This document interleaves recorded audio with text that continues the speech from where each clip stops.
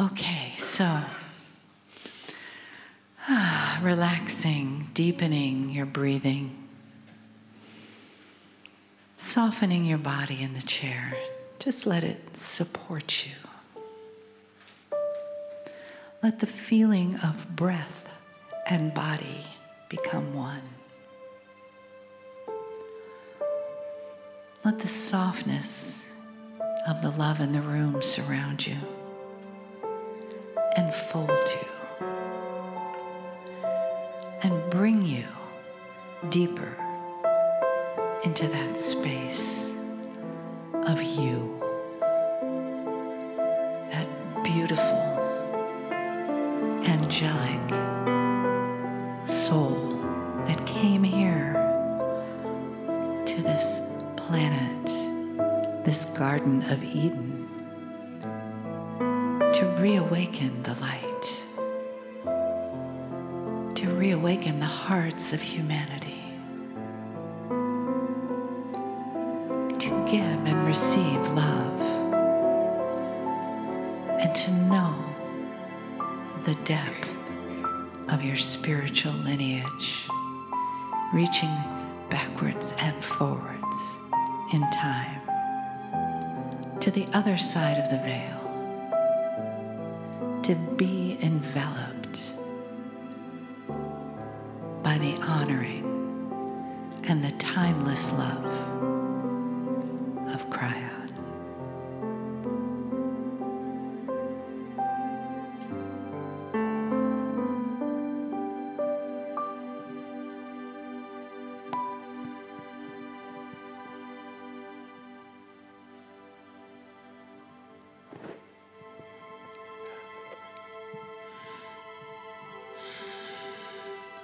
Greetings, dear ones. I'm Kryon of Magnetic Service.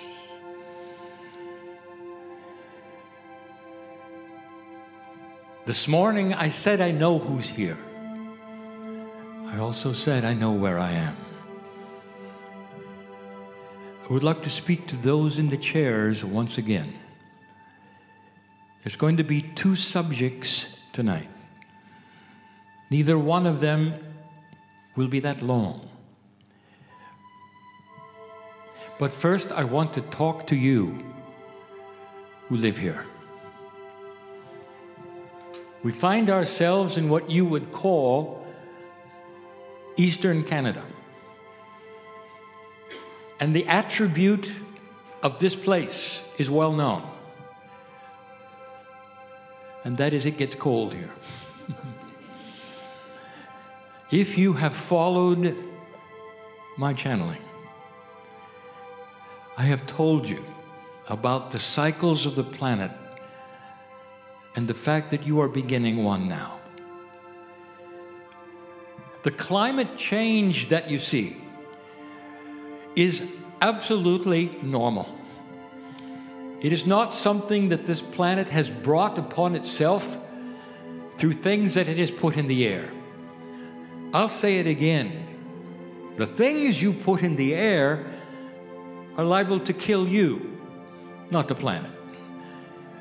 The cycles that you see that you haven't been part of because you haven't lived long enough are here again. This is provable. The climatology people, especially those not invested in any kind of mythology or politics, will see it in the ice cores, in the tree rings. The planet goes through a natural cycle. And the cycle is cold. We have called it a mini ice age to alert you to the fact that it's not a big one. It's happened before. And when it does, there are attributes that you should know about. It gets cold and stays cold. It gets colder than normal. It gets so cold that ice storms might occur constantly. Now, I've given you this prediction, and it's not an esoteric prediction. It's telling you what the scientists are seeing.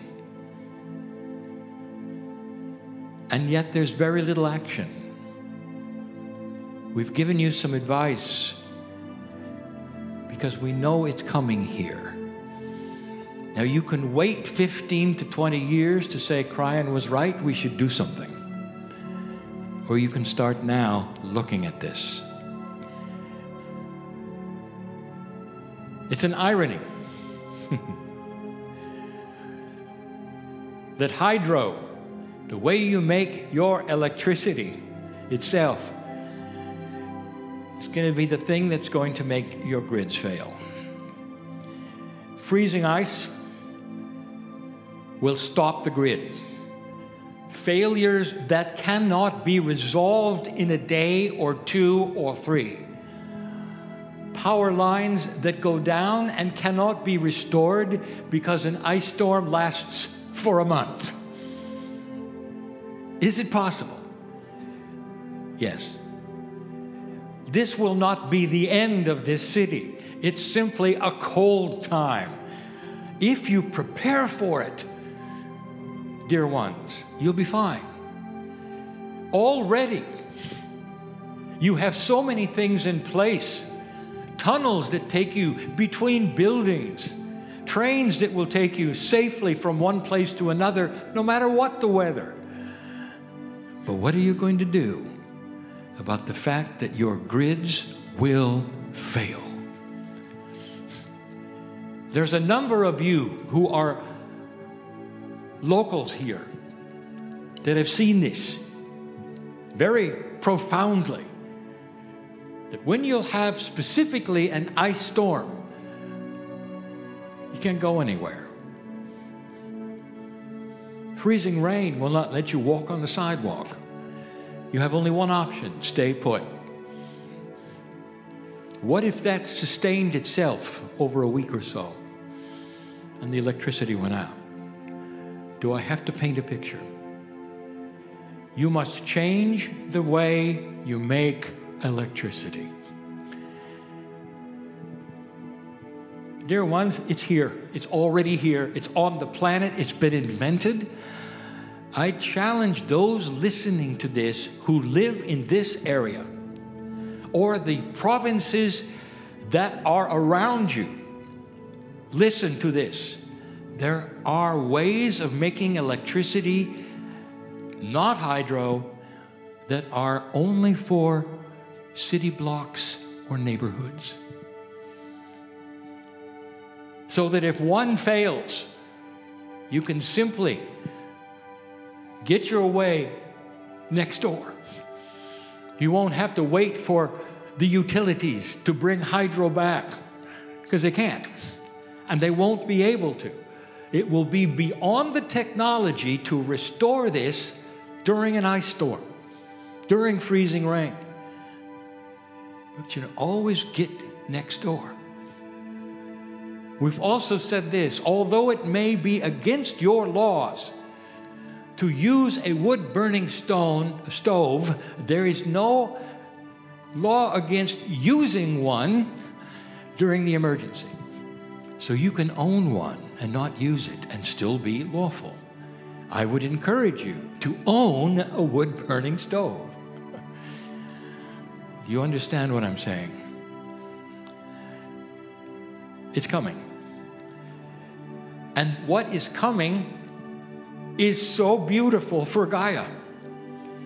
Gaia goes through these cycles on a regular, ongoing basis in order to restore certain kinds of natural life on this planet.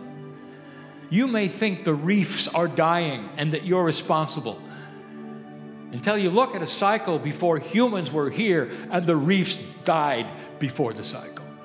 It is part of the way the oceans work. It's always accompanied by a warming cycle before it. Glaciers will then recede like they have in the past, and they will come back like they have in the past. It's a cycle, it's a cycle. Knowing this is coming, you can prepare this province and those around you so that you will sail right through it. You know it's coming, it's just going to be cold. Here we are in April and it's snowing. What a coincidence. You understand what I'm saying? That's the first subject I wanted to give you because I sit among you. Dear ones, don't let this surprise you. Don't let this surprise you. And if you doubt me, wait a while. Listen to what some of the scientists are going to say. It will be here. At its height, the cycle, 15 years, maybe 17. That's how long you have. You will have some of the coldest and warmest winters in the next few years. But in general, what you're going to see, more cold, lasting longer than ever before. It's not bad news. You have time. The greatest news is that, dear ones, you've decided as a human race to stay, evolve with a consciousness that's going to need a planet that thrives with the life you need. For your food, for all the other things you need. The cycle will provide that. It always has. The oceans revitalize themselves. Here's the subject I promised to talk about. How old are you? I'm going to give you some basic truths. If I could title this, it would be Using Consciousness to Extend Life. If I ask you how old you were, you would do something extremely linear. You wouldn't ask your body, who knows? You would count years from your birth. That will tell you your age in years. But it doesn't really tell you your lifespan. Interesting, isn't it? That in history, there were times when the average lifespan was not above 40. Today, you're measuring it at about 80 or so. Does your body know that? How old are you? Meaning this, where are you in the expectancy of how long you're going to live? And then I ask the question, who is doing the expecting? All of this to give you some information. Your lifespan is not determined by a scientist or by data collected anywhere. What you have done most of your life is to simply exist. Exist and be told about your life expectancy. This then gives you an idea of where you are in the scheme of how long you may live. Now turn the page, as my partner says. The human body itself is designed to live hundreds of years. The design is to live hundreds of years. And the reason it doesn't today is because consciousness is not raising to that level that believes that it will be past 80 years. The design is hundreds of years. Now, if you ask the body how old you are, it will know. And it won't count years. Forensically, there are tests in the levels you have, perhaps even of homocysteine and others, where your body will say, here is how old I am. Interestingly enough, those levels, when tested, might even go backwards. Because remember, it's chemical. It's measuring the health of you. And somehow, the body knows from birth to that place where you won't function anymore, it can then tell where you are. How old are you? You have no idea. You'd have to ask the body. Now, if the body can do that, what is it measuring? Is it possible that you could influence it? What if you determine how old you are and your life expectancy, completely and totally apart from any scientific research or number of years you've been here? Many of you already know what I speak of. There are those old souls sitting in front of me who know about what I'm talking. And they will say, my body tells me that I'm far younger than the years that I've been on the planet, which is simply a measure from statistics. I want you to get this very clear. If this is the case, how could you then be younger than your years? What if somehow you reset the body clock by what you think, by how you act? Then comes this statement. Dear ones, what you think controls when you're going to die. Did you like that? No one likes to talk about that time of death. Inevitable. You've gone through it over and over and over. Inevitable. Why not extend it? Why do you have to then go through what some chart says? I'm going to give you right now some truths, profound truths. Don't be surprised if science comes again later and says, well, we've made some wonderful discoveries. You won't believe it. And I want you to turn to this channel and listen to it again, because I'm giving it to you today. Life expectancy is completely and totally controlled by consciousness. Period. Life expectancy is completely and totally controlled by consciousness.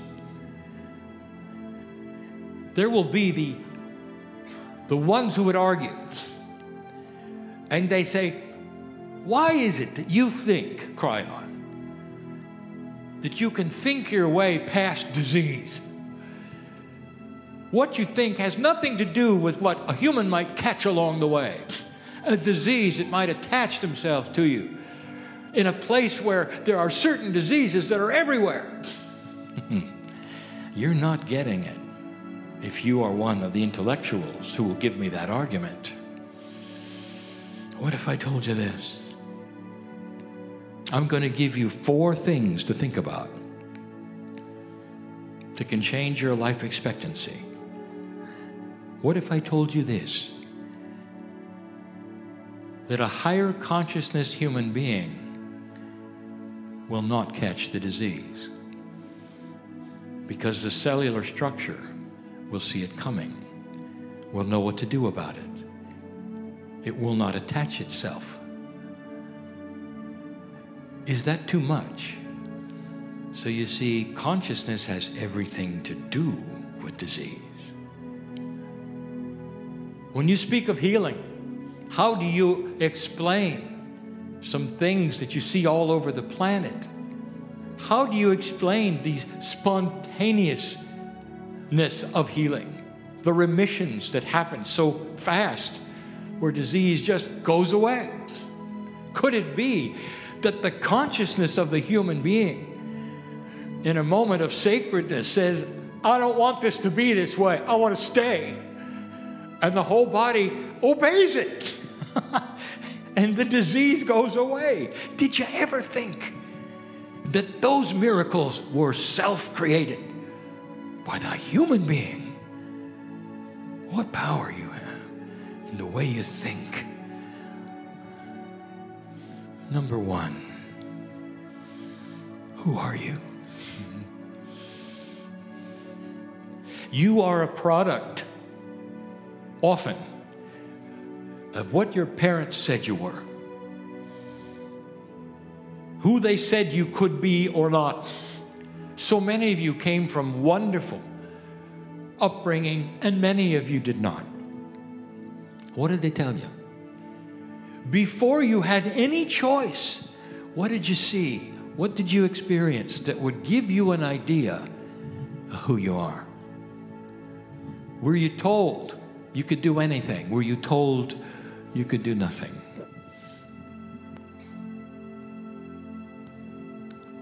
This may become controversial. I will add it in anyway. When you got old enough to make your own decisions, did you? When you went to that sacred place in the building where you would worship every weekend, what was your reaction when they told you you were born dirty? Who are you?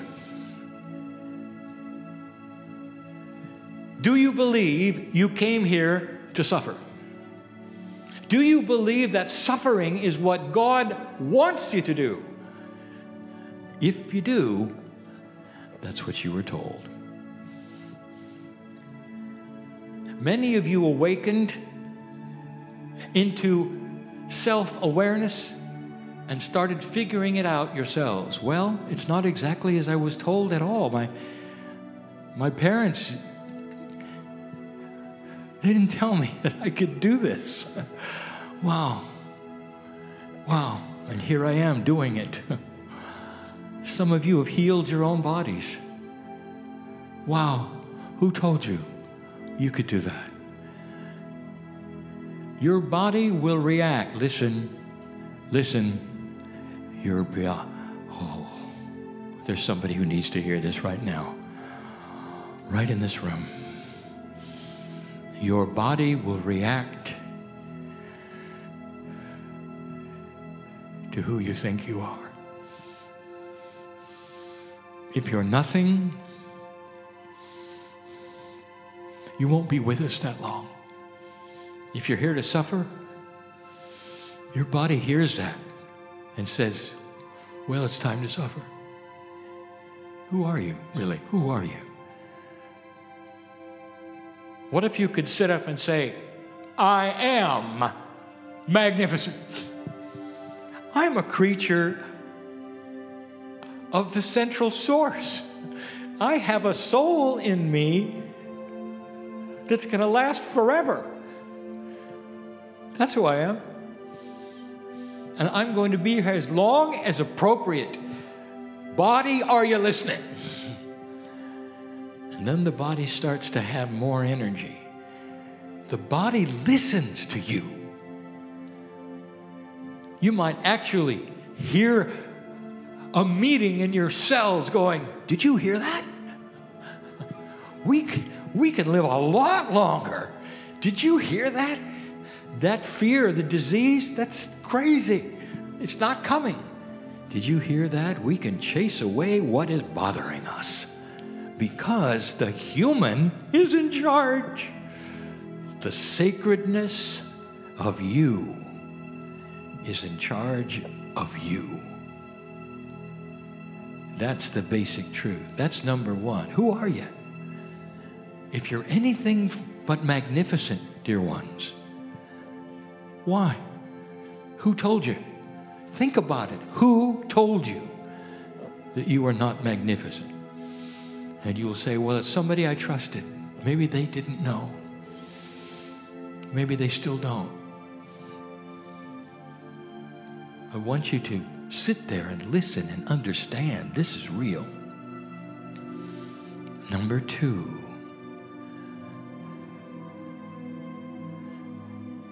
What do you think about your past? I gave a channeling recently where we challenged you to forgive everything that's ever happened to you in the past that would give you anxiety or hurt or heartbreak. That was that channel. This one's different. Oh, but they're related. Tell me about your past. And if I sat next to you and you began to tell me, what would it sound like? Oh, Kryon, oh, I'm glad I'm here today, but whoa, woe is me. I've had a past that was just awful. I've had things happen to me you don't want to know about. I've had people trick me. I've had my heart hurt. I've gone through horrible things to get to this place. So why don't you just add, and I'm going to die soon?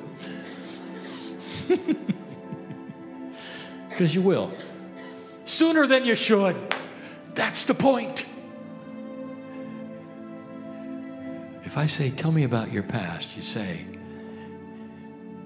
there's been some challenges along the way, and my magnificence got me through all of them. Because I know where I'm from. I know who I am. Yes, there were some disappointments, maybe even a betrayal or two. That is their problem, not mine. I have recovered so completely. I didn't suffer because I know who I am. I've walked through this planet with old energy to get to this place because I know what I'm doing. I'm magnificent. Is that your past? And if it isn't, can it be? Can you rethink the way you talk to others about things that have happened to you and frame them in a positive way so your body can listen to the fact you didn't come here to suffer? You didn't. You may think you suffered in the past. That is a word you're using. Reframe it. You got through it because you're magnificent. And because of the magnificence, you're not going to have to go through it again in any lifetime. Did you know that? An awakening Akash will tell you those things to watch out for. That is your magnificence, evolving to something even greater. That was number 2. Think about this. How do you think about your past? Number 3, how do you think about your future? You knew that was coming. Well, there are some who have said, well, if it's anything like the past, it's not going to be very pleasant. We'll say goodbye to you soon. You'll be right. Yep. And there are so many who are so afraid of the future, they're not going to go there.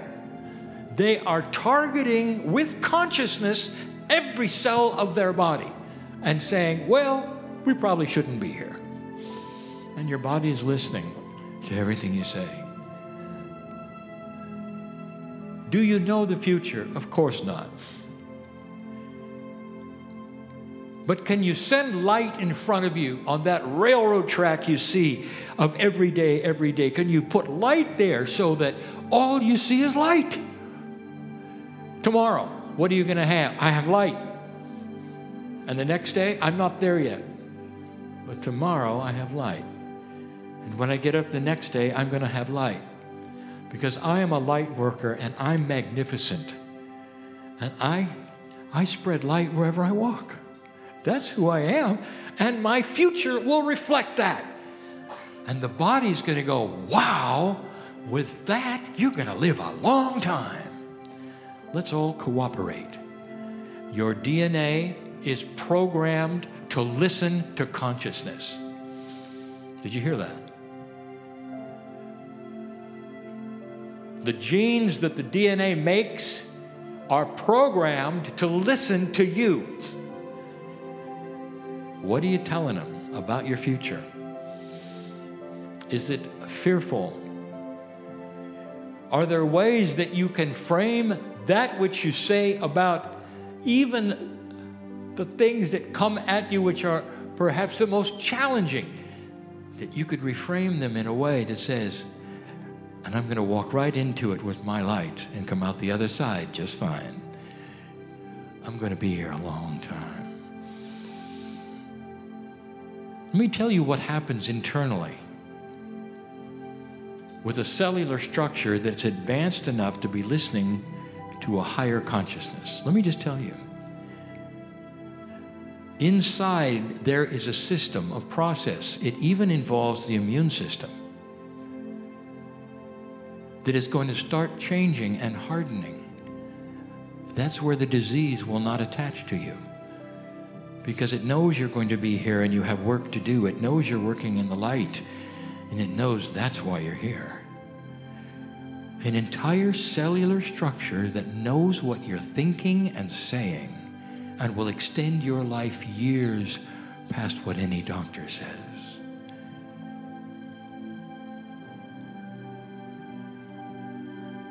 Number 4, I've changed the order. I was going to put this first, and now I'm putting it last before we close. And it's hard to describe.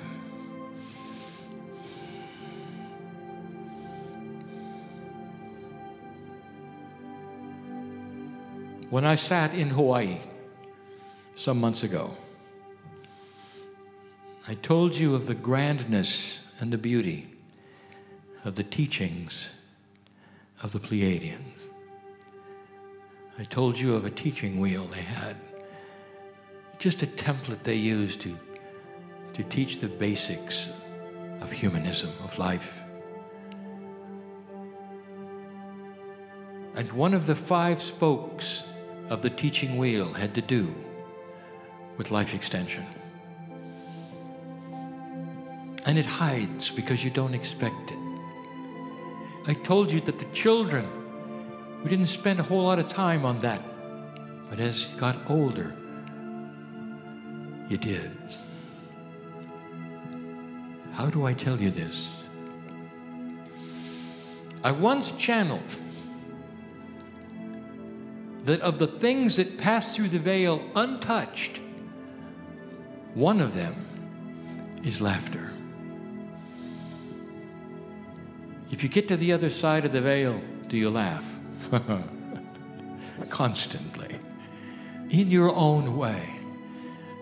You might say that the name you have in light shimmers with joy and laughter constantly. That's what compassion does. It frees you and makes you so peaceful that you just want to burst out in song and laughter and joy, just like you did when you were a child and didn't know any better. When you were a child and had no worries of the earth. When you didn't have to worry about anything except how long you could play. And you giggled at everything. You'd walk along the street and see an insect and you would laugh at how cute and funny it was. You'd gaze at the sky in so much innocence and smile and wonder why it was always blue, but it was so beautiful. Even when it snowed. The first snow was magical. Can you remember the first time you saw the diamonds on the leaves? In that morning sun, it was so mystical and magical. And you just wanted to burst out in laughter. Dear ones, how do I say this? If you don't still have that, your body knows it. You're not going to live as long as you'd like. That child within is not something subtle. It's either there or it isn't, and if it isn't, you've got to find it through your magnificence so you can have joy and laughter. And it should be the first thing that happens, not the last thing. When you walk into a situation you've never been, is there a smile on your face or is there a frown, fear? Because you don't know where you are. You don't know how things work. You go into a government building where you're going to have to fill out a lot of forms. Where is the inner child? What if it was right there? Look at all the forms. This is going to be interesting. I'm going to get through all of them because I'm magnificent. Do you still have the ability to look at the diamonds on the leaves, in the branches, after that first snow, to see rainbows glistening and laugh about it? Can you look at all the good things around you? Can you see an infant, a child, and relate to them? I was there. It was good. It still is. Is there joy in your life? Because if there isn't, the body will know it. A joyless human who complains and doesn't expect much from the future has an immune system that is calling out to the disease. Where are you? Come on. Can't be here forever. And I just gave you truth. Absolute truth. Using this alone, just these 4 things, there are those who listen to this channel who can extend their lives by a decade or more, way past the place you were expected to live, and be healthy all the way to the end. Old souls are going to start living longer because you're going to pick this up and know what I'm talking about and do it. There's appropriate death. And sometimes it's when you're young, so you can come back and do things you couldn't at an older age. There are things, of course, I'm talking about the average life expectancy of you right now. You want to extend it and be healthy in the process. I just gave you the 4 secrets. This whole day's teaching has been about coherence. It's been about what consciousness is being measured to be able to do. Finally, science has said consciousness must be physics, and I just gave you physics and chemistry, using your consciousness to keep you here a long time. Think on these things. They're not that hard. Who are you?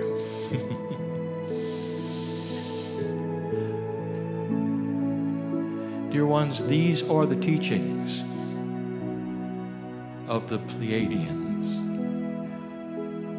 in their most basic form. Consciousness over everything. Laughter, joy is the key. Go from this place with these things, some of which might be new to you. Practice them and see how it feels. It's time. I have spoken to a few of you tonight, and you felt it. I know your name. I want you to be here a long time, dear ones. A long time. A long time. And so it is.